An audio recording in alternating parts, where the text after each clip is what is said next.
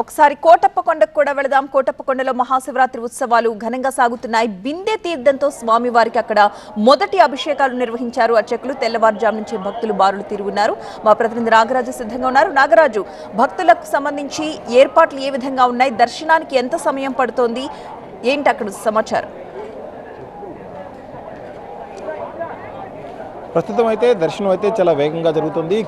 అన్ని క్యూ లైన్లో కూడా భక్తులు వేచి ఉన్నారు. వేచి ఉన్నప్పటికీ కూడా దర్శనం మాత్రం ఏర్పాట్లు కూడా బాగున్నాయని చెప్పేసి భక్తులు చెప్పడం జరిగింది. కోటప్పకొండ చుట్టుపక్కల ప్రాంతాల నుంచి వచ్చే భక్తులతో కూడా ఇప్పటికే పూర్తిగా నిండిపోయింది. తెల్లవారుజామున 12 గంటల సమయంలోనే పూర్తిగా బిందు తీర్థంతో అభిషేకాలు జరిగాయి. అభిషేకాలు అయిన వెంటనే భక్తులకి స్వామివారి దర్శనం ఇచ్చారు. దర్శనం ప్రస్తుతం అయితే ప్రశాంతంగా కొనసాగుతూ ఉంది. భారీ ఏర్పాట్లు అయితే చేసిన నేపథ్యం మనకి ఇక్కడ కనిపిస్తుంది. దాదాపు 3 లక్షల మంది భక్తులు వస్తారని చెప్పి అంచనాకు తగినట్లుగానే ఏర్పాట్లన్నీ కూడా చేశారు. దాదాపు 2500 మంది పైగా పోలీసులను కూడా భద్రతా విధుల్లో నియమించారు.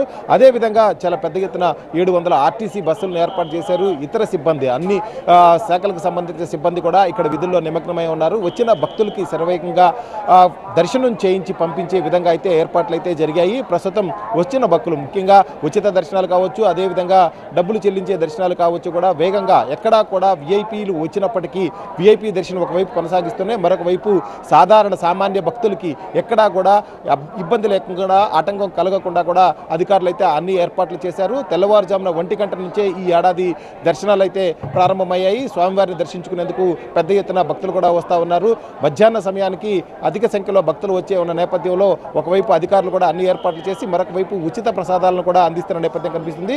గుంటూరు జిల్లాతో పాటు ఇతర ప్రాంతాల్లో నుంచి కూడా చాలా పెద్ద ఎత్తున అయితే భక్తులు కొండకు చేరుకుంటున్నారు. కొండకు చేరుకున్న వారందరికీ ముఖ్యంగా కొండ పైకి రావడానికి ఆర్టీసీ బస్సుల్లో మాత్రమే ఏర్పాటు చేశారు. కొండ దిగువ వరకు వివిధ వాహనాల్లో వచ్చిన భక్తులంతా కూడా కొండ ఎగువకు